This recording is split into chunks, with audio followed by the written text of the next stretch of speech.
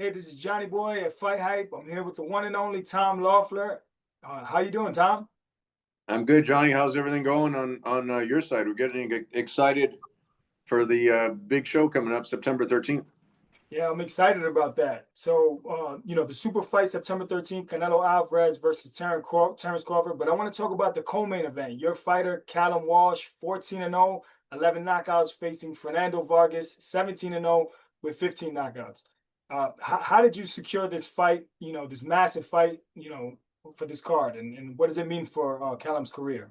No, this is huge. That's a huge addition to the show. I mean, nothing more needs to be said about Canelo Crawford, two icons fighting each other. But when you have two young guys that are undefeated, both big knockout records that aren't going to run, both very confident. They wouldn't have taken the fight if they didn't think they were going to win.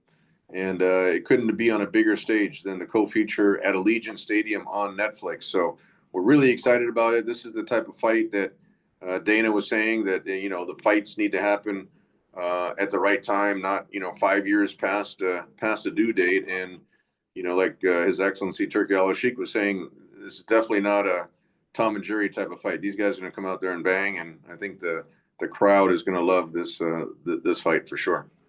Definitely. And Tom, do you think that Fernando Vargas is being used as a stepping stone, or is this a true 50-50 fight?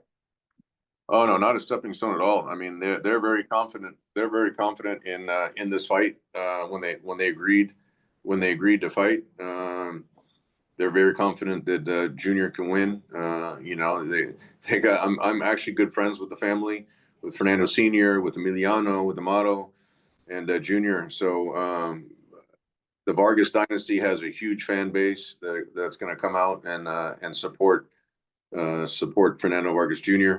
Callum Walsh has a great fan base. All the fights that he's had on UFC Fight Pass, all the support he's had from Dana White, the social media platforms, all the promotion that Dana's given him. When he fought over there in Dublin, he fought at Madison Square Garden 3 times. He fought in Boston already at the Agganis Arena. He fought a number of times in LA, where he trains with Freddie Roach, Hall of Fame trainer Freddie Roach. So, in fact, coincidentally, I'm wearing the wild card shirt today. So it's good timing. No, but this is going to be a banger. It's going to be, it's already getting a lot of fireworks on social media. Both guys have very passionate fan bases. One's from Ireland, with the Irish fans, get really loud and passionate, and Fernando Jr. with the Mexican American fan base, they're very loud and passionate as well. So this fight really could be the fight of the night at the end of the day. Definitely. Now, you build champions with Triple G, the Klitschko's. Do you see Callum having that same star power as them? I really do, because with Triple G, I knew he was a tremendous talent in the ring. Abel Sanchez told me he was the hardest puncher he's ever felt, and he proved that in the ring. Being able to accumulate 23 knockouts in a row at that world class level is almost unheard of these days. And with Callum, Freddie told me something similar. Callum had a great amateur background, not the same as Triple G, but a 6-time Irish national champion, European gold medalist. And the only reason why his career wasn't longer is because he came over to LA when the pandemic hit.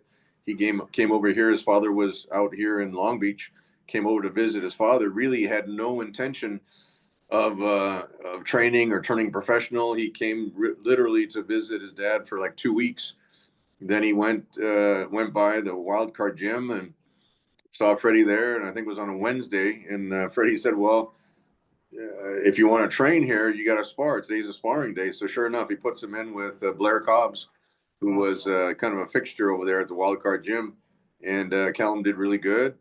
First time he ever sparred a professional boxer. And Freddie said, "Okay, kid, you can come back the next day." And sure enough, he just kept training and training. And then he decided, okay, he's just going to stay here and train with Freddie Roach. And then he made his pro debut. And then after his pro debut, I set up the meeting with Dana White up here in Las Vegas at the UFC headquarters. Dana really liked him. He gave us the UFC Fight Pass dates, and ever since then, Callum hasn't looked back. He's gone on a tremendous run, just undefeated, and always in an exciting fight. Big, strong southpaw. Freddie said the same thing, similar to what Abel said, is that this kid's really strong. He had a great amateur background, but really strong puncher. And Callum's huge for super welterweight. So we're excited for the future for Callum. And he's got that built-in Irish fan base where they come out and support him to all the fights, and that should be a tremendous atmosphere for September 13th. Absolutely. And with legends like Canelo and Crawford headlining, do you believe Callum can steal the show? A lot of people feel that this might, be a better fight than the Canelo Crawford fight. Well, they're certainly a lot younger. You got to give him that. I don't know if it'll be a better fight because there's a high expectations on Canelo Crawford. Two surefire Hall of Fame fighters, but this one definitely, with their age, with their undefeated records, with their punching power, I could easily see it stealing the show, or at least being one of the most entertaining fights of the night. Neither one of these guys is going to be running around the ring. They're going to be banging, and I think it'll be a great fight for the fans for sure. Definitely. And Callum has a big Irish fan base, like you spoke of.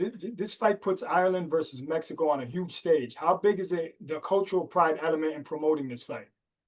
Oh, this is a natural. You get the Irish fans coming over. Fernando Vargas Jr. lives out here in Las Vegas, so he's got his natural fan base built in. They don't have to fly in. They literally just have to drive down the street to Allegiant Stadium. So this will get interesting. I saw some of the back and forth on social media already, and I think by the time this builds up to fight week, you're going to see a lot of fireworks during fight week, and then you'll see some massive fireworks going off in the ring on that night.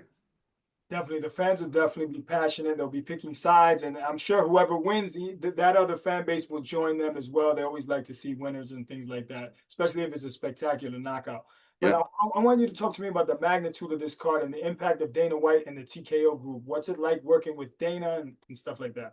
It's been great working with Dana. I mean, over the last 3 years since we had the UFC Fight Pass deal, I've seen all the inner workings. I've been to a number of UFC shows. I see why Dana has built up such a brand and such a market value and such a fan base for the UFC shows. I mean, everything they do is like run on clockwork, and just the amount of promotion that they put into it. When you're up here at the UFC offices, you see all the promotional, the marketing materials, the social media, everything like that that's used to promote the shows, promote the fighters. And and that's Dana's plan. Dana brings that into boxing. It's going to be a tremendous boost for the sport of boxing. And he really emphasized, the shows that we do on UFC Fight Pass. He wants exciting fights. He wants competitive matchups, exciting fights, similar to what His Excellency Turki Al-Sheikh said. He doesn't want any Tom and Jerry type of fight. So I think on September 13th, you'll see that. And this is really the first show that Dana is actively promoting. He made that announcement in Dublin last year that he's all into boxing now, and you'll see the end result of it on this September 13th show. Definitely. A lot of people feel that Dana White is the best promoter in combat sports. Do you think that this event will top the Jake Paul, Mike Tyson event on Netflix? Do you think they'll have more people tuning in for this fight? They're predicting that this will be the highest watched boxing event either in a long time or in history, because this type of fight is always on pay-per-view, period. And for Netflix to be able to show this together with His Excellency Turki Al-Sheikh putting it together, financing it. And then you have Dana White, you have Nick Khan involved on the WWE side. You have these huge leaders of their industry putting on this massive show. I think the fans will be in for a great treat at Allegiant Stadium, and watching worldwide on Netflix. It doesn't get any better than that. Being able to as part of your Netflix subscription, be able to watch this, and the preliminary fights where Sergey Boachuk and Brandon Adams are fighting on the main event of the preliminaries. That's open on YouTube all across all the UFC, WWE channels. So that one it will even have a broader audience. So it's going to be an exciting show for sure. Definitely. I think it's highly likely that it'll beat all the expectations and then possibly beat Mike Tyson, Jake Paul in that event. But I want to switch gears and before we get you out of here, talk about Canelo and Crawford, the main fight. Now you face Canelo with Triple G. Do you feel that Canelo has lost a step since the Triple G fights? I'm very familiar with Canelo with the trilogy of the Triple G fights. I really thought Triple G should have gotten the decision in the first fight. I agree. I could have easily seen it. I mean, I thought he won the second fight too, but I could have easily seen a draw. And then you got to give credit to Canelo where he won the third fight. There was no question about that. But Canelo has definitely slowed down since those fights. But even with that, he's still a tremendous force in boxing. Big body puncher, physically very strong, great timing as a counter puncher. So you can't take anything away from Canelo. And Crawford has one of the best boxing IQs in the ring. So it's a great matchup. It's one of those fantasy matchups that people always talk about. And, you know, they were able to make it happen for this show here. And I'm really looking forward to this fight. Now you spoke about Crawford's high IQ. Who is the more intelligent fighter in your opinion? You face Canelo, you've been across the ring from him. Who's more intelligent, you think? You know, I don't want to take anything away from Canelo because Crawford has a really high ring IQ, but so does Canelo. Canelo's more of a counter puncher. He sets traps. Crawford, I have to give, you know, with his boxing ability, his hand speed, his foot speed. Canelo physically, I would say, is a little bit stronger. He can kind of impose his will on it. You know, it's such a great matchup. I wouldn't be surprised if either one were to win the fight. I think Canelo's been on this big stage before. I think people kind of dismiss him a little bit with that last performance that he had over there in Riyadh. But when you have an opponent like John Skull who's not going to engage, it's really hard to look good against someone like that. So I would give the edge to Canelo because he's been in that position before. I don't think the weight is as big as a lot of people are saying because Crawford probably walks around at that weight. Probably only has to drop a couple pounds, but you know he's the type of guy that can easily put on the muscle and the mass and use his hand speed, his foot speed to box. So I just think that if Canelo is able to impose his will and throw the body shots and throw some counter punches, I could see him, you know, edging out a win on that night. Definitely. And you know, what's Canelo's most underrated weapon Crawford has to watch out for? I really think his body punches. You know, he's got some great either a counter punch to the head or he's got some great left hooks to the body that really are effective. So he can easily wear you down. You know, so that I think that's what Crawford has to look out for is those tricky body shots that Canelo throws. And you know, Canelo's known for having one of the best chins in boxing. Is the key one of the keys to victory going to the body of Canelo Alvarez, being that you know Crawford is an excellent body snatcher? Yeah, I would agree with that. You know, Crawford has to be really careful with those body shots. He can't get lured into. He definitely can't get lured into a firefight. He's going to lose. You know, if it's a back and forth type of situation, that's not where Crawford wants to be. He wants to stay on the outside, use his spill, his speed, his skills, and really. I see him boxing Canelo. Now, if he hurts Canelo, then he can go there and start going toe to toe. But you know, Canelo's the type of guy you don't want to stand in front of that guy because he really can start to pick you apart. Definitely. I mean, I don't know if you saw, but Canelo Alvarez had brought in Jerome Boots Ennis as a sparring partner. Sure. It's similar to Crawford and switch hitting. Yeah, what do you think about him bringing him in, and does that help Canelo Alvarez, give him an advantage? Oh, I think that's a great move. Tremendous move. You got someone upcoming star like Boots Ennis. You can't get any better sparring than that. So no, it's I think that's a great move on their part. And I think you know both these guys are going to be really well prepared. You know, I understand Crawford's doing some high altitude training. I don't know exactly where Canelo's training, but yeah, both these guys. It's such a big event, such a big build up to this event. But you're going to see the best of both of these guys, and I think it's going to be a real treat for the fans to have such a great matchup, huge matchup, and not be on pay per view. It doesn't get any better than that. Definitely. And if Crawford is victorious in this fight, where would you rate him of all time greats? Would it be in the top 10, top five? Where would we place him? With Crawford, oh, it's boy, if he can beat Canelo at 168, that's a huge feather in his cap. You would have to put him right up there. And I would say top 10 is dominant. He's been at 147, 154. Some people were taking a little bit away from him when it was a close fight against Madrimov.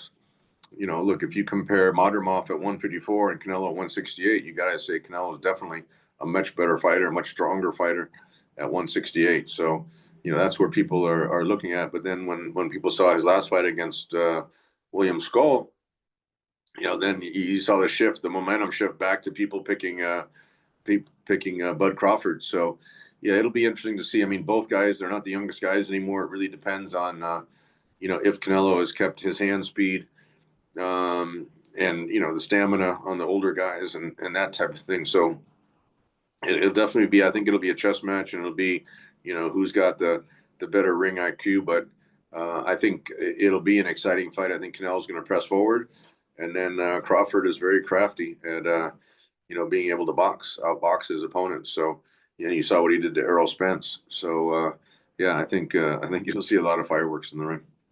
Definitely. I think it'll be a competitive matchup. The fans are really going to get a treat. And I just can't wait to see it. But Tom, thank you so much for your time. We really appreciate you over here at Fight Hype. Always good to have you on. And we'll see you at the fight. Thanks, Johnny boy. Always good to see you.